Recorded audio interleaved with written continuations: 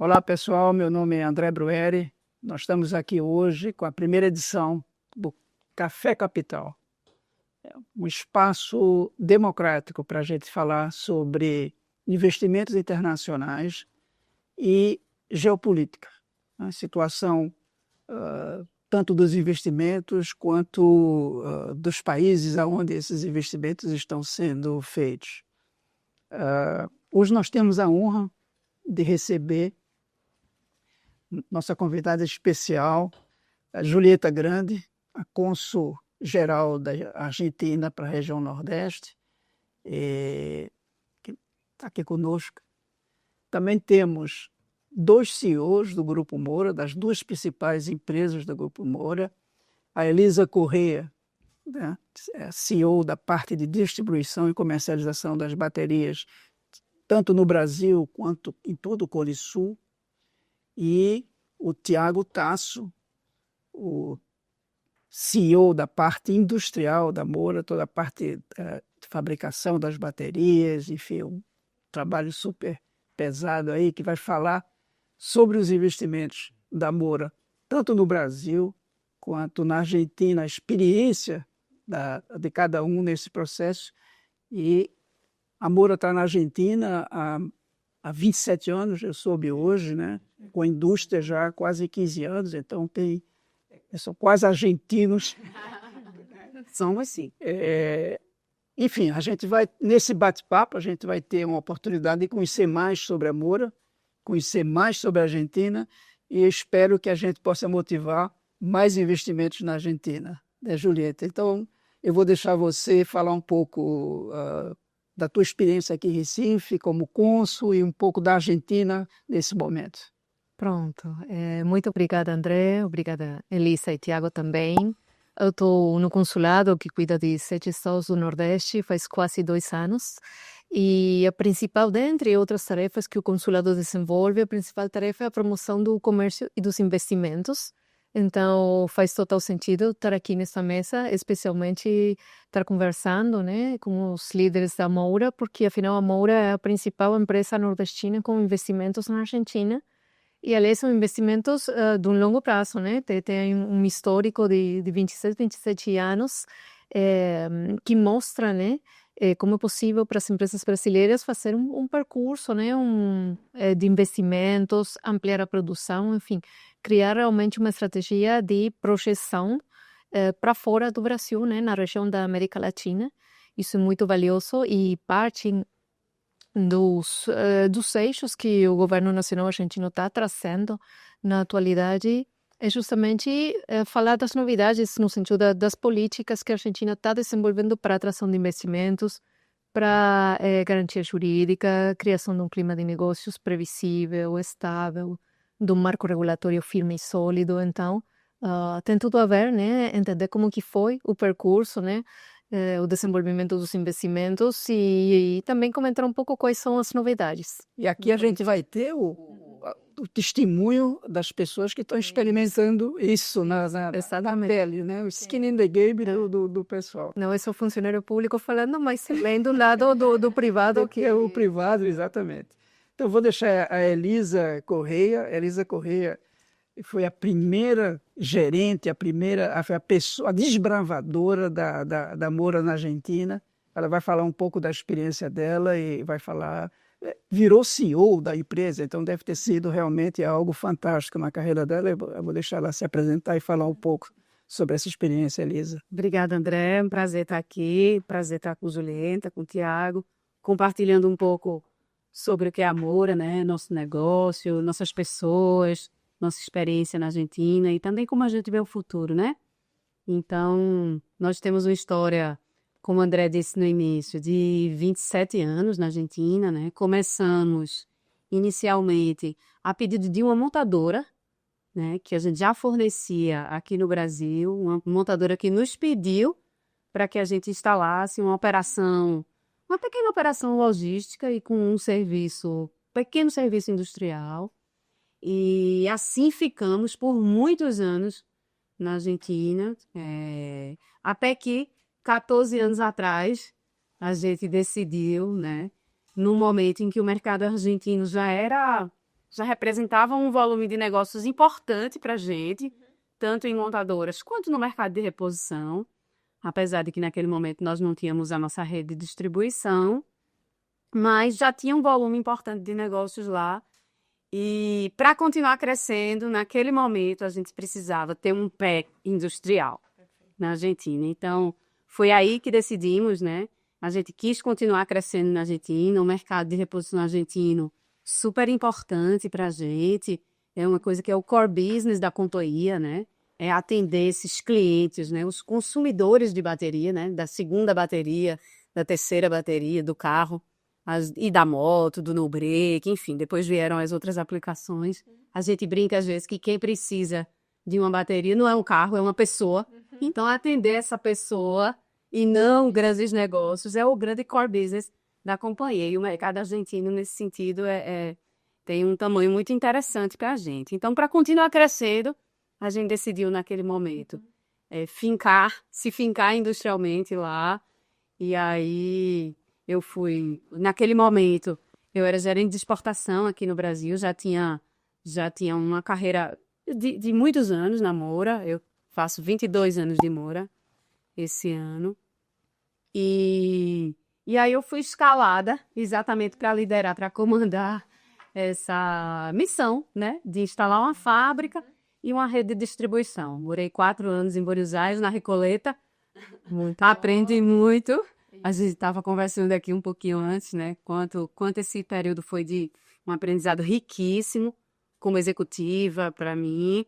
E o quanto hoje a gente tem, né, na Argentina, uma operação de mais de 400 pessoas, uma operação importante para o Grupo Moura e uma operação da qual a gente se orgulha muito. A gente vai falar um pouco sobre isso, mas nesse momento vamos falar com o Thiago, que hoje, na verdade, é quem está tocando esse grande projeto de uma fábrica, né, fora do Brasil. Exato. E também toda a parte industrial da Moura no Nordeste, em Belo Jardim, que não é desprezível. É uma das maiores empresas hoje industriais da região e de sucesso. Vamos lá, Thiago. Bem, o prazer estar aqui, André, Cônsul, Elisa. Eu me chamo Thiago, eu sou responsável no Grupo Moura, dirijo uma holding que a gente chama de Moura Participações, que ela é investidora em alguns dos principais negócios, entre eles a fábrica lá da Argentina, né? A fábrica, o complexo industrial aqui do Brasil, ele é dirigido por um outro CEO, somos 3 diretores gerais lá na companhia, então eu sou responsável por essa holding, e um dos investimentos dessa holding é a nossa fábrica lá na Argentina, né? Temos lá um diretor residente, um brasileiro, Nielsen, que faz um trabalho espetacular junto com todo o time. Mas realmente vem sendo um desafio incrível. A Argentina é um país extremamente chave para a estratégia do Grupo Moura, que é uma estratégia de liderança aqui na América do Sul, na América Latina, e não dá para ser relevante na América do Sul sem ser relevante na Argentina. A Argentina é um país estratégico, riquíssimo, um país com economia extremamente pujante, conectada, como a Cônsul vinha falando, né? No setor automotivo são economias muito conectadas e complementares. Então, temos lá em Pilar, né, um pouco ao norte de Buenos Aires, no Parque Industrial, uma planta que, modesta parte, é linda, né? Muito cuidada por nosso pessoal, uma planta moderna, uma planta produtiva e que tem feito um trabalho muito bacana atendendo o mercado local. Seguimos hoje, né? Elisa é responsável lá pela distribuição, eu junto com o time responsável lá pela fábrica. A gente segue a obra dos pioneiros lá de trás, né? Da turma que foi lá implantar o projeto Moura na Argentina há 20 e tantos anos atrás. E a Moura, o Grupo Moura, né? Vamos completar 70 anos, também um pouco disso, né? As gerações vão passando o bastão, uma geração vai passando o bastão para outra. E nos toca, né, agora cumprir esse papel junto com as demais pessoas e continuar o legado a obra e os legados da companhia lá com muito orgulho. Temos uma operação, como eu falei, muito bacana, uma operação que se expandiu muito nos últimos anos. A gente praticamente a gente dobrou de tamanho na Argentina de 2019 para cá, né? Então hoje somos uma empresa de 1 milhão de baterias lá na Argentina. Elisa falou, são mais de 400 pessoas, né? Empregos industriais, vocês sabem que são empregos de alta complexidade, então temos um sem número de engenheiros, técnicos, né? Pessoas de alta qualificação, os nossos trabalhadores, um ambiente saudável, um ambiente de desenvolvimento. Estamos lá entre as 20 melhores empresas para se trabalhar na Argentina e entre as 10 melhores indústrias para se trabalhar na Argentina. Então, como a Elisa falou, essas coisas dão muito orgulho. A história, né? E onde a gente está. Parabéns, Tiago. É bem legal ouvir isso. Agora, a gente sabe, né? A gente que tem experiência fora do Brasil, trabalhou em outros países na verdade, implantou fábricas em outros países, sabe que nem tudo são flores. Né? Tem isso aí, essa conversa assim que a gente tem aqui, de que é tudo uma maravilha.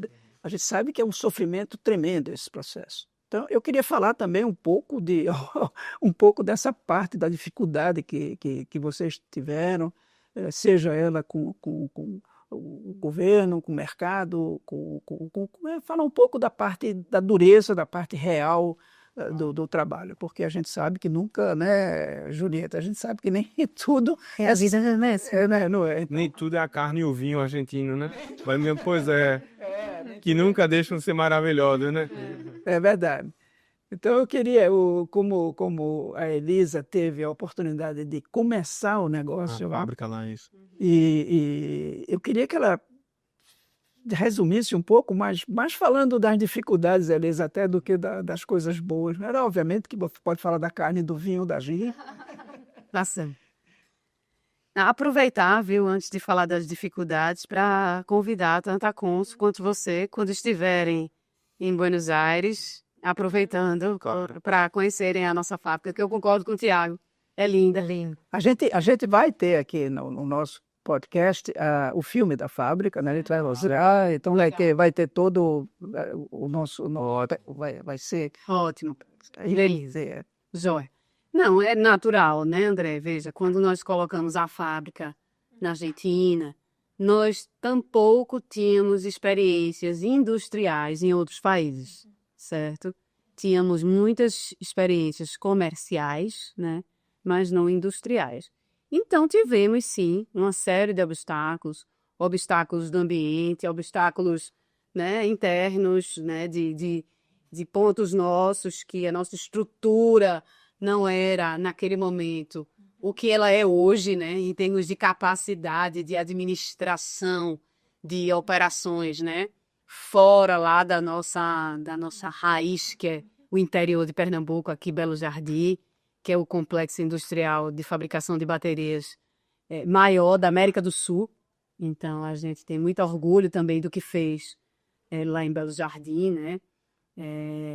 Então, tivemos sim muitos obstáculos por não ter esta competência naquele momento de administrar fábricas fora. Então, a nossa engenharia era uma engenharia que estava voltada para dentro, né? Todas as áreas, nossas pessoas estavam acostumadas a gerir, né?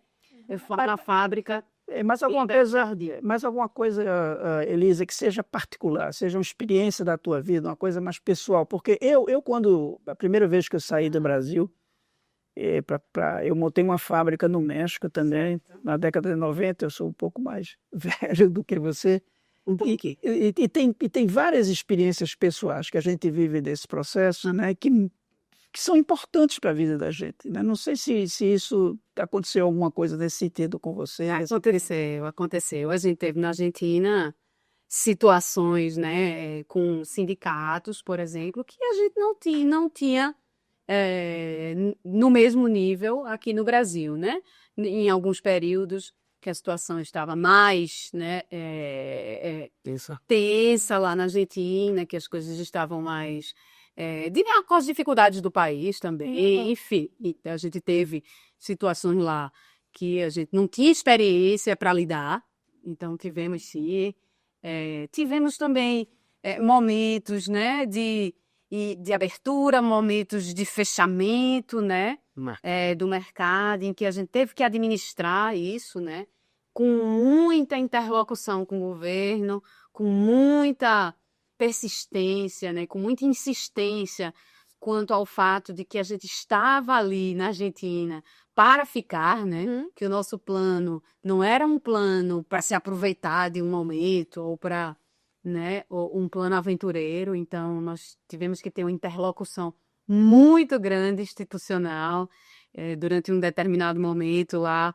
Acho que 40% do meu tempo era para falar, era para fazer essa interlocução, né? E passamos por isso. Então, momentos em que o Brasil ficou mais competitivo, momentos em que a Argentina ficou mais competitiva, como o Tiago estava dizendo, por questões também da moeda, né? Então, momentos em que a gente deu uma ginástica aí de onde é que vale mais a pena produzir, mas sempre com muito compromisso e com certos de que nós tínhamos a melhor solução para atender os nossos clientes na Argentina. Então, sempre sabendo que o mercado da Argentina era importante para a gente e com foco na nossa marca, com foco na qualidade do nosso produto, com foco nas nossas soluções, sabendo que a nossa estratégia era uma estratégia que tinha todo sentido para aquele país. Então, com muita persistência, a gente superou esses obstáculos, André. Que boa. Tiago, aproveitando o que a Elisa falou, ela falou de produtividade, qualidade. Você poderia mais ou menos... como é que é? A bateria que a gente faz no Brasil é melhor do que a bateria que a gente faz na Argentina, que vocês fazem na Argentina, em termos de custo, em termos de impostos, sei lá. Vamos ver se a gente consegue fazer aqui uma certa comparação, né, entre os dois países. Isso é uma pegadinha, né, André? Não. Sei. E Julieta? Não, mas a Julieta está aqui exatamente para isso, para gente encontrar, né, Julieta, e motivar até algumas pessoas que vão nos ver a perceber que existe um caminho para investir na Argentina. Claro. Um pouco. Claro. E dizer que a Moura é uma empresa, como você disse, tem um parque industrial muito grande em Belo Jardim, 70 anos, quer dizer, não começou ontem, e tem uma empresa na Argentina hoje que precisa, eu tenho curiosidade, de saber como é que é. Bem, Moura é Moura no Brasil e na Argentina. Mas é claro que todo esse contexto, a gente já viveu momentos, se você pegar, sei lá, em 10 anos, momentos de juro real altíssimo na Argentina, juro real negativo na Argentina. Quando o juro real é muito alto, muito baixo, isso estimula ou desestimula o investimento. Então, câmbio, a mão de obra aqui mais barata do que lá, ou o contrário. As principais matérias-primas, o chumbo, que é muito relevante para a gente, ácido sulfúrico.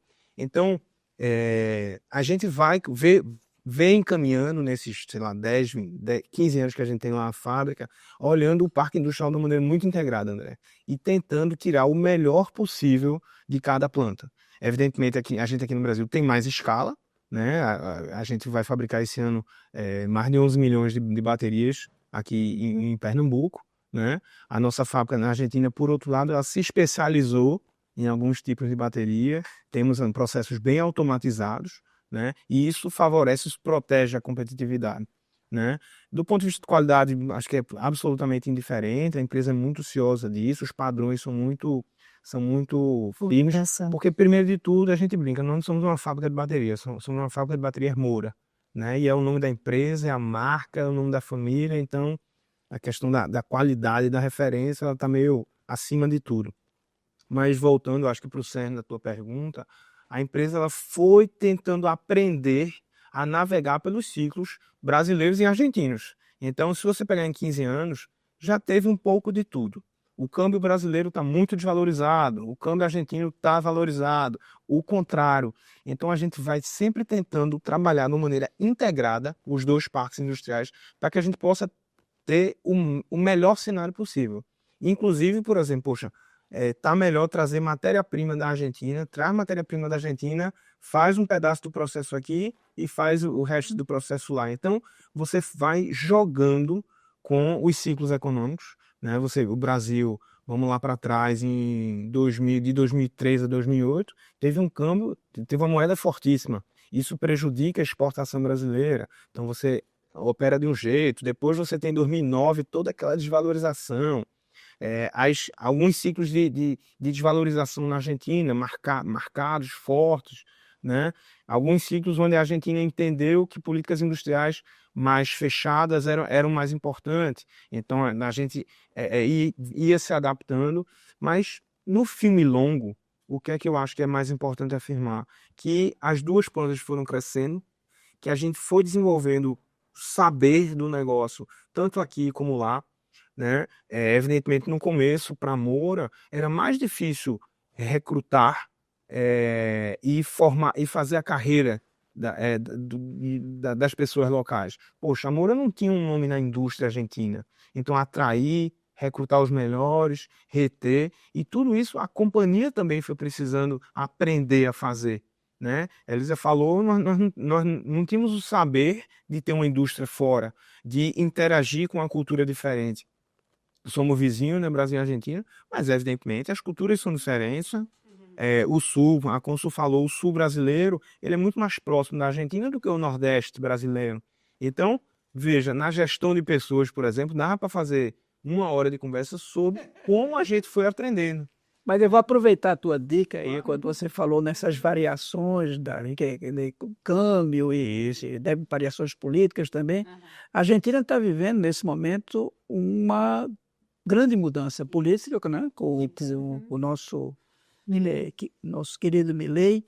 E eu vou deixar a Julieta falar um pouco dessa mudança na Argentina, já que ela é uma funcionária de carreira antes e falar um pouco dessa nova Argentina que Milei tanto propaga de atração de investimentos, etc. E depois a gente vai ligar isso com o que está acontecendo nesse momento, né, no mundo, com o Trump querendo fazer umas decisões de tarifas, etc. Mas vamos deixar primeiro Julieta falar das Argentinas e da Argentina atual de Milei. Obrigada. Antes de começar, só vou fazer 2 comentários muito rápidos que eu concordo com o Tiago, né? Que na verdade é uma integração produtiva que tem entre os dois países, em específico, como a gente comentou, no setor automotivo e de autopeças. Então, na verdade, não sei se realmente faz tanto sentido trazer uma comparação entre um país e outro, porque justamente é um complemento, né, entre os dois, até nas estratégias de produção, segundo as variáveis econômicas que vão mudando de um país para outro, e também entender que, assim, não é nem só a Moura, também tem todas as montadoras, muitas das principais montadoras de carro, que são as que compram, né, parte da produção da Moura, que tem a produção integrada entre os dois países, e essa é a vantagem, né, que a produção está segmentada em cada país tem sua especialização produtiva, cada país tem sua vantagem competitiva, então, na verdade, é uma articulação, é uma indústria só, né, assim, a indústria automotiva entre o Brasil e a Argentina não dá para entender como duas indústrias concorrentes, porque não tem nem esse perfil de concorrência. Os dois países fabricam diferentes tipos de veículo e de autopeças, os dois países abastecem um ao outro em veículos e em autopeças. Então, na verdade, é como se fosse uma cadeia produtiva só entre os dois. Isso até tem um reflexo normal que é nos acordos e nos fluxos de comércio que a gente vê. Isso me permite, Julieta, dizer no papel é muito bonito. Eu vivi 10 anos no México e conheço profundamente o NAFTA, porque quando eu cheguei lá estava iniciando o NAFTA, essa integração, e esse discurso é um discurso maravilhoso, mas hoje a gente está vendo ele sendo questionado lá entre Estados Unidos, Canadá e México. Eu não acredito que vai ser questionado aqui. Eu acredito que as coisas vão continuar exatamente como você está dizendo. Esperemos que seja assim.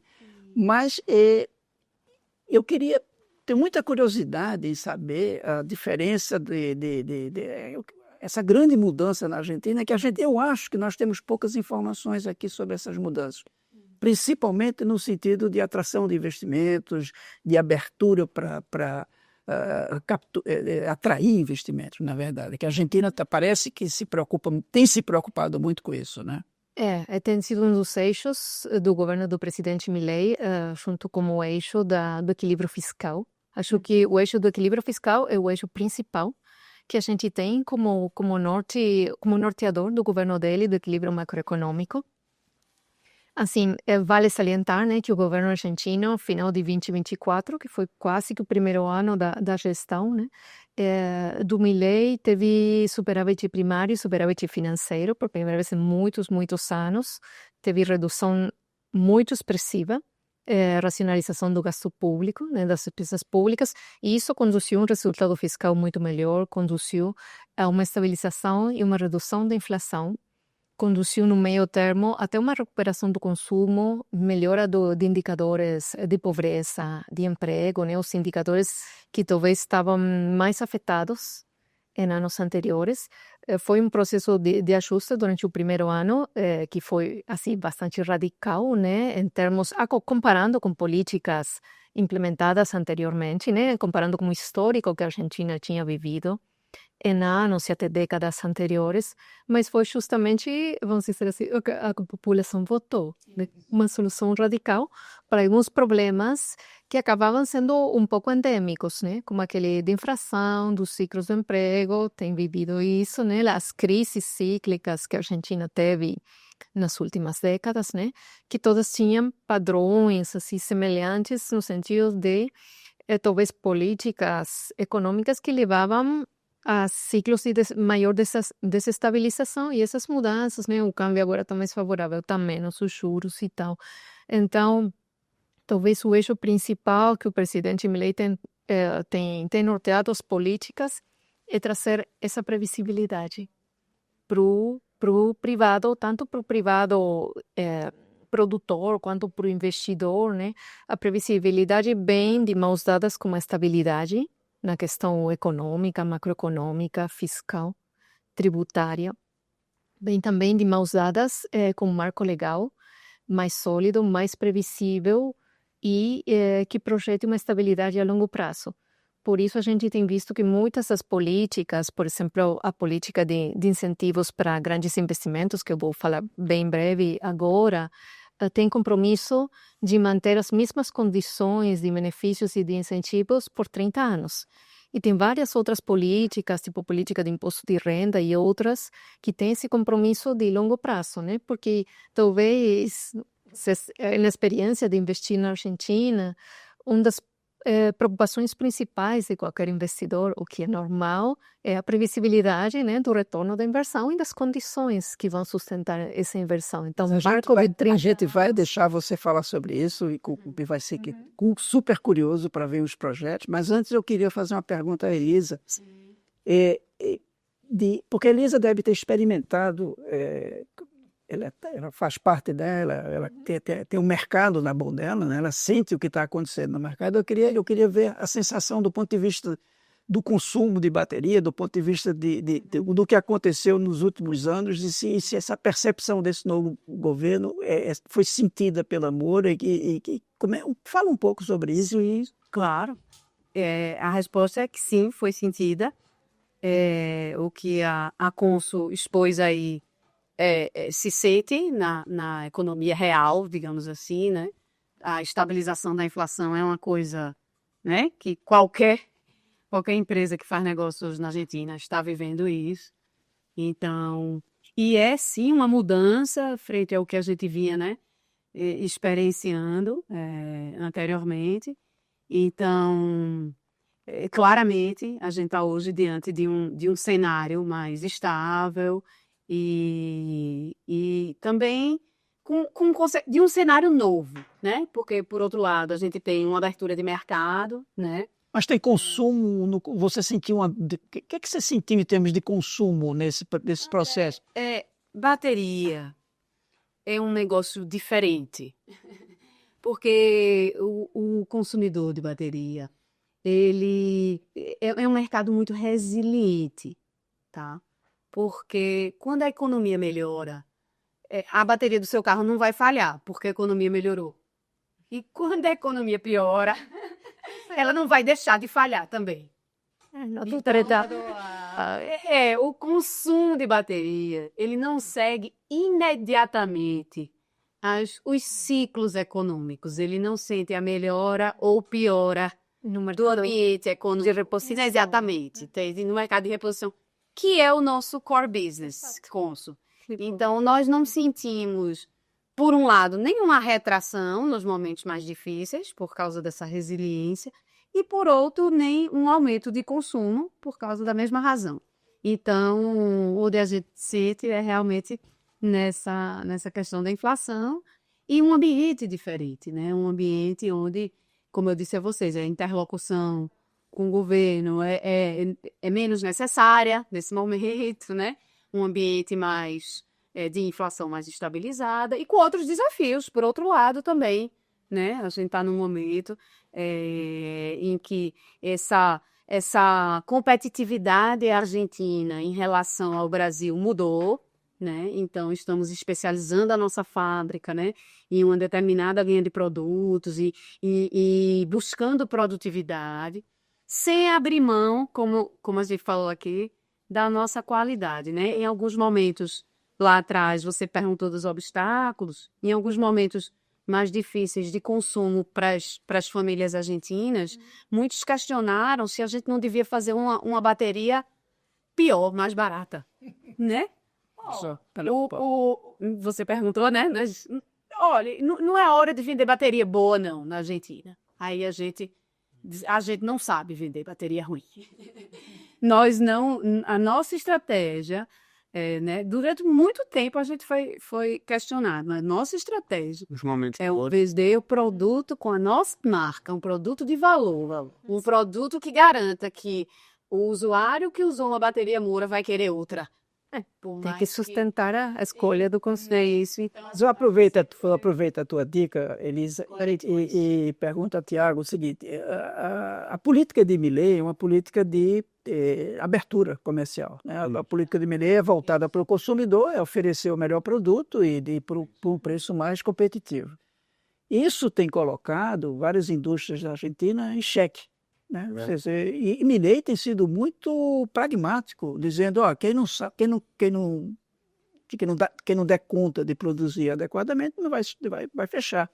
E a gente vai ter esses empregos, eles serão absorvidos pelos que vão ter sucesso, que esperemos que seja maior do que aqueles que não conseguirem. Como é que fica a Moura nesse mercado mais aberto da Argentina? Isso existe ou é uma... Não vejo existe, assim, bem, nós vivemos aqui no Brasil por décadas a experiência de concorrer com grandes multinacionais aqui instaladas, né? Então, modéstia à parte, a gente não tem medo de competir com ninguém, né? Então, a abertura comercial, ela é um fato, ela foi forte, foi rápida, né? E isso, de certa forma, reembaralhou, reorganizou o mercado, né? Evidentemente, quando você tem, em alguns aspectos, uma abertura comercial muito forte, com questões da macroeconomia local que podem ser melhoradas, às vezes realmente gera essa sensação de asfixia. Então, a gente tem visto o governo, por um lado, liberalizando e, por outro, tentando melhorar um ambiente de negócios, né? Então, são perceptíveis os movimentos. Evidentemente, para a gente, tudo que for bom para a Argentina é bom para a gente, né? A Argentina é um país com um potencial econômico enorme, né? A gente olha, eu particularmente entendo a Argentina com potenciais próximos aqui ao do Brasil, do agronegócio, da mineração, da energia, uma mão de obra muito qualificada. Então, o que quer que possa ser feito para destampar esse potencial que a Argentina tem, esse potencial ainda, né, latente, mas ainda que não está aproveitado, isso vai gerar mercados novos. Mas eu falo, talvez, Tiago, eu falo de uma concorrência mais específica. Por exemplo, nós temos no Mercosul regras, né, que a gente não pode importar sucata, a gente não pode importar chumbo de uma bateria, não pode reciclar, né, produtos, enquanto nós sabemos que a Ásia, né, a Coreia, tem uma forma de aceita esse tipo de processo. Aí você vai competir com um coreano na Argentina que não tem mais a proteção e como é que fica isso? A minha pergunta está mais nesse sentido. Eu acho que sua pergunta está certíssima. A indústria aqui da América do Sul, a indústria brasileira, a indústria argentina, ela tem que estar muito atenta a essas assimetrias, né? Porque vamos dizer assim, as aberturas, elas são fato, mas ao mesmo tempo nivelar o campo de batalha, o campo de disputa é muito importante, né? Então acontece sim as condições de competitividade. Então, poxa, qual é o juro real que se tem aqui no Brasil para se financiar investimento a longo prazo? Pô, não é brincadeira, né? Aqui no Nordeste a gente tem o Banco do Nordeste, tem o BNDES, que injetam bastante competitividade. Qual vai ser a política argentina para o financiamento de investimentos de longo prazo? É um ponto importante, né? Nos últimos anos a gente fez investimentos lá, mas investimentos que a gente fazia com o nosso recurso próprio, porque você não tinha uma linha, por exemplo, de longo prazo. Então, eu acho que a gente, como empresa, cabe a gente tentar ter interlocuções assim, produtivas com o governo e sempre lembrar isso. Olha, estamos prontos a competir. A Moura é uma indústria de classe mundial, né? A gente fornece de cada 100 carros fabricados aqui na América do Sul, a gente fornece de cada 100 para cada 60, 65. Né? Então a gente está super competitivo, nosso parque industrial, como a Elisa falou, por vocês super convidados para estar lá para ver, é um parque industrial que vamos dizer assim, não deve nada a ninguém, em Mas termos globais. a bateria asiática não, até porque a bateria tem um problema de frete, eu acho, né? Mas A bateria tem um problema de frete e a Moura, ela também foi criando diferenciais, né? A rede de distribuição própria, a marca da companhia, essa capacidade de distribuir as baterias, recolher as baterias para reciclagem, as nossas fábricas locais, o saber local, verticalização. Então hoje a gente não fabrica apenas a bateria, a gente começa a fabricação no processo de reciclagem da bateria antiga. Então, evidentemente que os asiáticos, eles têm fatores de competitividade muito importantes, né? Mas a gente também tem os nossos, né? E, vamos dizer assim, de uma maneira construtiva, Brasil, Argentina, eu acho que toda a agenda de liberalização ela tem que ir sendo acompanhada de agendas que permitam que o potencial das empresas também sejam liberados. Burocracias, regulamentações que às vezes não ajudam, o custo de capital, né? O nosso negócio é um negócio muito intensivo em Carol. Para você fabricar uma bateria são vários dólares, vamos dizer assim, para sair uma unidade de bateria. E são negócios de ciclo longo, é uma indústria, não é uma indústria de retorno rápido, né? Então, o custo de capital, por exemplo, aqui no Brasil, a gente sabe o ambiente de taxa de juros, na Argentina, um ambiente que às vezes foi muito, muito flutuante e errático em termos de previsibilidade. Para uma empresa brasileira, para uma empresa multinacional investir na Argentina, previsibilidade é um ativo importantíssimo, precioso, né? Julieta, você estava falando da Julieta, como a gente chama Julieta na França. Julieta, você estava falando as ações do governo Milei para atrair investimentos, né? De alguns programas, de alguma coisa que eu acredito devem interessar essas dificuldades que tem o investidor para se estruturar e investir na Argentina. Isso. Qual é a boa notícia que você tem para a gente que quer investir? A boa notícia, de novo, esse foco que o governo tem em dar previsibilidade e estabilidade, dá para perceber, inclusive, que até nas reformas econômicas que o governo tem levado à frente, sempre tem prezado, por exemplo, por manter o câmbio num patamar bem estável e evitar qualquer tipo de pulo abrupto, seja do câmbio, seja de inflação, seja de taxa de juros. Então, isso é muito importante para o investidor, entender que o governo está aliado dessa preocupação do investidor em trazer uma estabilidade. Inclusive, se você vê nas mensagens públicas que o presidente e a equipe de governo passa, inclusive quando puxa ele, mas quando é que vem a próxima reforma? Ele diz, calma, estamos vendo a evolução das variáveis, a evolução do mercado, não é que tem uma data fixa para acontecer, mas precisa guardar as condições econômicas do entorno, das expectativas e tal, todo o contexto ser o apropriado para as reformas irem acontecendo na sequência certa, sem ter, assim, sobressalto, sem ter surpresa, né? Para os investidores, para o mercado. A maior surpresa é não ter surpresa. A maior surpresa que ele tem dado é cumprir o que ele tem prometido, né? Isso tem surpreendido muita gente, porque ele tem feito o que prometeu, e termos isso politicamente não é muito comum. Tem sido coerente. Tem sido coerente. E agora está o FMI com a aprovação da vai sair amanhã, né? A aprovação oficial. Amanhã oficial, mas a gente já está vendo que já está tudo bem.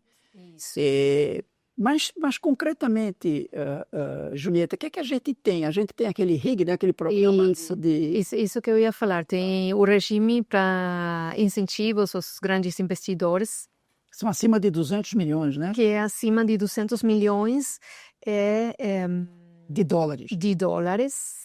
Tem algumas áreas específicas, alguns setores econômicos. Eu vou pegar uma carona aqui lendo. Tem indústria florestal, porque é muita informação, assim, né? Claro. Turismo, infraestrutura, mineração, as novas tecnologias, seja nanotecnologia, inteligência artificial, aeroespacial, todas as novas tecnologias, siderúrgia, energias, inclusive renováveis, também petróleo e gás. E também tem uma área que é bem interessante, que são projetos estratégicos orientados à exportação.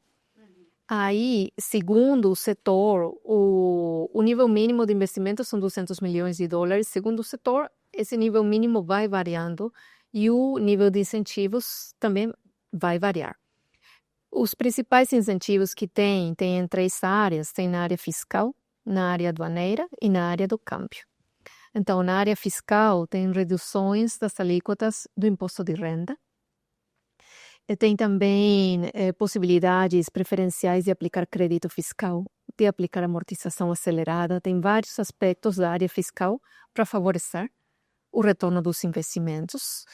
Na área aduaneira, tem esquemas de realmente liberalização tanto das tarifas para importação quanto para exportação, com um esquema mais rápido que os esquemas normais. Isso é justamente para ajudar a estruturar, do lado da importação, as empresas que precisam fazer importação de bens e capital para estabelecer, né, uma nova indústria, uma nova produção, um projeto, por exemplo, um investimento em infraestrutura. Precisa fazer importação de bens e capital para fazer o projeto acontecer. Então, tem taxação zero para a importação de bens e capital. E do lado da taxação que tem para a exportação de alguns produtos, também a taxação está sendo reduzida e o governo, aliás, está reduzindo cada vez mais, sobretudo para os produtos do agro. Teve notícias recentes que tem toda uma série de produtos que já não têm taxação. Para os produtos que ainda tem, que são os principais commodities, a alíquota da taxa está baixando, com uma previsão de ser eliminada até o final do ano. Então, é esse caminho que está conduzindo ao mercado com cada vez menos intervenção do Estado, mas também preservando a estabilidade, que é a chave, né? E, finalmente, no mercado de câmbio também tem políticas mais favoráveis de acesso ao mercado de divisas, que você sabe bem que foi nos governos anteriores, assim, tinha vários tipos de restrições para acesso, e esse regime de incentivo aos grandes investimentos traz muito ênfase em normalizar e facilitar cada vez mais o livre acesso ao mercado de divisas, a livre disposição dos lucros, dos royalties e tudo mais.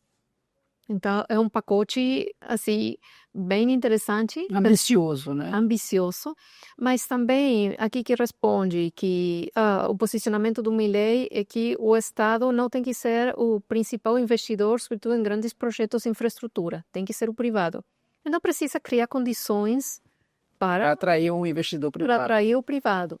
E o que a gente vê? Já tem vários projetos que têm sido apresentados e que estão sob análise, e são projetos em setores que vão ser chave nos próximos anos, tipo mineração de lítio, exploração plantas para produzir gás natural liquefeito. Tem produção também, ductos para produção e exportação de petróleo. Então, realmente, o alvo são projetos de grande porte, tanto de infraestrutura básica quanto orientados para exportação. E a ideia é justamente porque que o valor é alto, porque a ideia é que são projetos de tão grande porte que não são assumidos por uma empresa só, mas por um consórcio de empresas que seja criado especificamente para veicular esse projeto de investimento. Muito bem, Julieta. Aproveitando aqui a venda da Argentina. Bem, Cada um com seu papel. cada um com seu papel, exatamente. Eu queria perguntar, na verdade, a vocês dois, a experiência da Moura na Argentina, né, é uma experiência internacional, uma experiência riquíssima, a gente está vendo aqui, mas industrialmente, hoje a Moura tem indústria na Argentina, quer dizer, indústria a Moura tem na Argentina e no Brasil. Isso.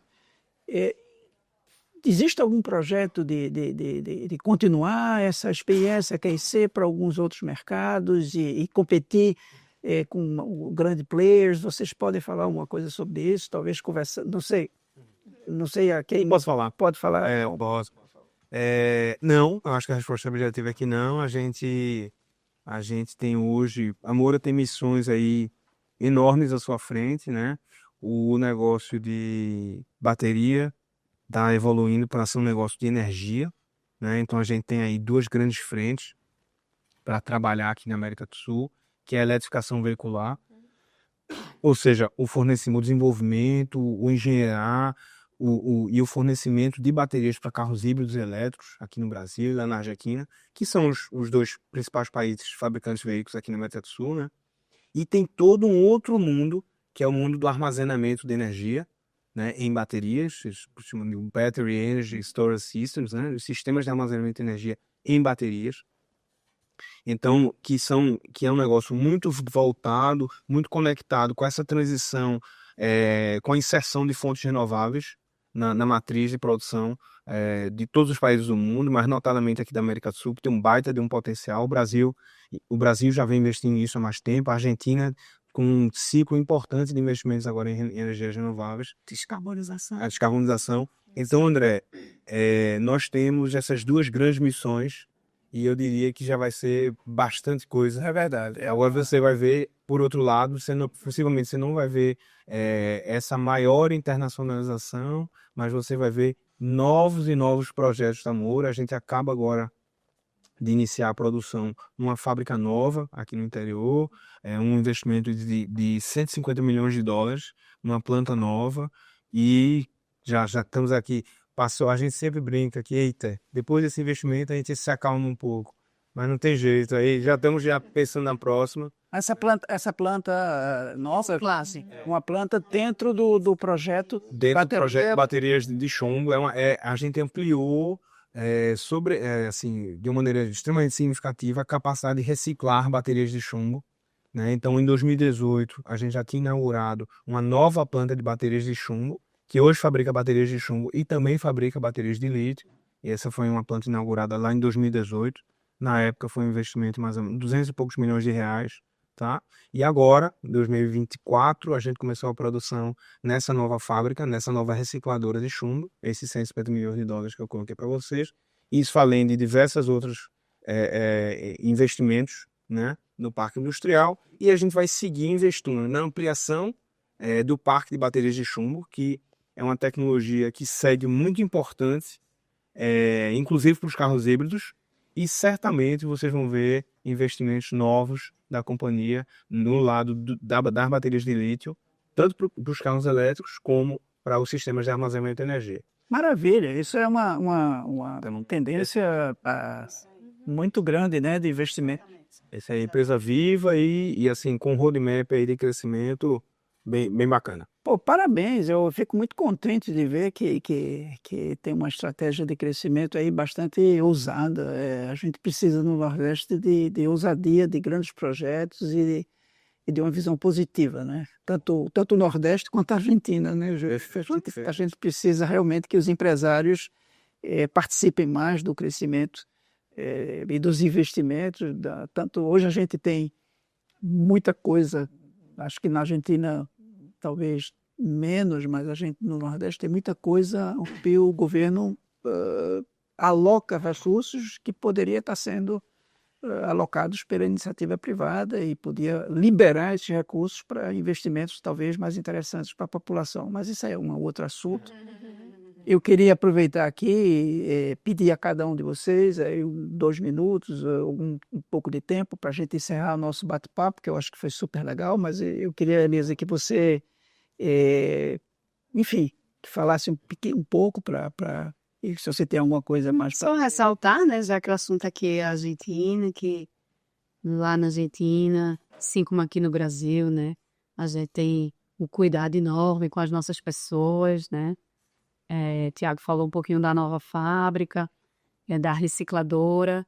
A Moura hoje recicla 100% das baterias que vende no Brasil, então, e garante o processo da logística reversa nos padrões de cuidado e nos padrões de segurança e nos cuidados ambientais, que não deixam a dever para nenhuma nenhum fabricante de bateria no mundo. Então, a gente tem muito cuidado com o meio ambiente, com as pessoas, né, que fazem parte da nossa produção, da nossa empresa. Então, essa fábrica vai permitir um padrão ainda mais alto de cuidado nesses aspectos.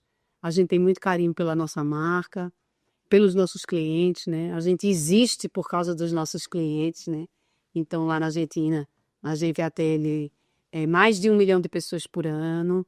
Nós somos uma empresa que atende, no total, mais de 10 milhões de pessoas por ano. E a gente acredita sempre em gerar valor para essas pessoas, né?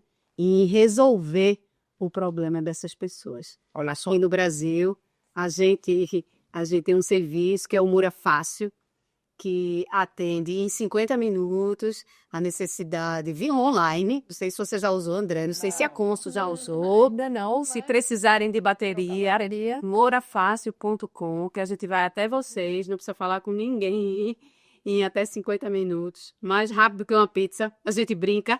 E lá na Argentina, Consul, temos o Mora Já, que tem o mesmo propósito de resolver a vida das pessoas. Então, o amor existe para isso, para atender as pessoas. E é por isso que quem precisa de uma bateria não é um carro, não é uma moto, é uma pessoa que está. agora a gente entende porque a Elisa é a CEO da Patrícia. Mas é trazer a importância disso do relacionamento da marca como cliente, porque hoje em dia não é apenas o produto, é todo o serviço em torno do produto, e por isso que Moura é referência na Argentina. Matéria de bateria, não só pela qualidade, porque hoje em dia o consumidor também escolhe pela facilidade, pelo tempo. Exatamente. Tira lá, imagina, a gente vai na não sei mais nem falar, né, Tiago? Fiquei sem Mas, enfim, agradecer a André, a Consul, pelo convite, pela oportunidade. Esse projeto da Argentina, né? Estamos lá há 27 anos, como eu falei no começo, é um projeto que muita gente se envolveu e se envolve, né? A gente gosta, lá na empresa a gente gosta muito da história, né? Os acionistas que se dedicaram a esse projeto, confiaram e sempre tiveram muito envolvidos. Tiago, desculpa te cortar, mas quando você falou, eu senti na tua fala um viés financeiro. Eu senti que você falou do câmbio, falou, né, e talvez você tenha um... Claro, eu sou o CFO do grupo também. Então, talvez você tenha track record nessa área. Exatamente. Uma pergunta para finalizar. Claro. A Moura na Argentina ganha dinheiro ou perde dinheiro? Ganha dinheiro, mas assim, a história não foi em linha reta. Não poderia ser. Não foi em linha reta. Mas hoje vocês estão satisfeitos financeiramente? Infelizmente, assim, é um negócio Rentável. de margens apertadas, mas a gente tenta assim as operações o mais produtivas possíveis, conectadas com o que o mercado precisa. Maravilha, Ricardo. Queria agradecer Tiago. e mandar, sem dúvida, um abraço também para todo o time da Moura lá na Argentina. Opa. São os verdadeiros protagonistas disso tudo. Tem muita gente, temos gente de 5, 10, 15, 20 anos lá na Moura Argentina, que trabalha muito com a gente, e queria dar esse abraço forte neles. Temos sócios, né, Tiago? Como você lembrou, hoje temos André e Consul, hoje temos sócios na Argentina. Isso. Hoje temos diretores argentinos. É isso aí. Então, a gente tem pessoas que, como o Tiago lembrou, foram bem hoje, já fizeram uma trilha. A Moura tem esse espírito de compartilhar sucesso com as nossas pessoas. E a gente tem orgulho de dizer hoje que somos sim argentinos, como o André diz, Maravilha. que tem histórias de vida belíssimas. E tem 10, você falou que tem o atrair, né, talentos, talvez uma das maiores dificuldades que a gente chega com a empresa que ninguém conhece a marca. E hoje você disse que a Moura está entre as 10 empresas. As 10 indústrias. Melhores As 10 melhores indústrias. 10 melhores indústrias. para trabalhar da gente. Isso aí. E Parabéns. eu gostaria de salientar, quando eu conversei com o diretor Nielsen, um dos pontos que mais impressionou, para além da trajetória da Moura em si, é o cuidado com os funcionários, com a qualificação dos funcionários, com o bem-estar dos funcionários. E é isso que explica, né? Que seja uma das 10 indústrias mais valorizadas para trabalhar. Isso é um ativo que também demonstra o comprometimento da Moura com seus investimentos na Argentina. Claro, Muito bem. claro que sim. Julieta, muito obrigado pelo teu Agradeço. tempo. Eu sei que seu dia hoje foi super cheio. Mas estamos aqui. E obrigado por ter dado a gente essa oportunidade de ter você presente nesse bate-papo. Tiago, é um grande prazer conhecê-lo e ver o teu percurso. Prazer nosso. Elisa, eu já conhecia ela pouco de outros eventos, mas a paixão dela pela marca e realmente a dedicação é uma coisa muito, muito importante, eu acho. E parabéns, Elisa. Muito obrigado pelo tempo de vocês. E, enfim, vamos torcer para a gente ver a Moura por muitos e muitos anos crescendo, se desenvolvendo no Brasil e na Argentina e onde vocês forem. Muito obrigado. Muito obrigada. Todos esforçando.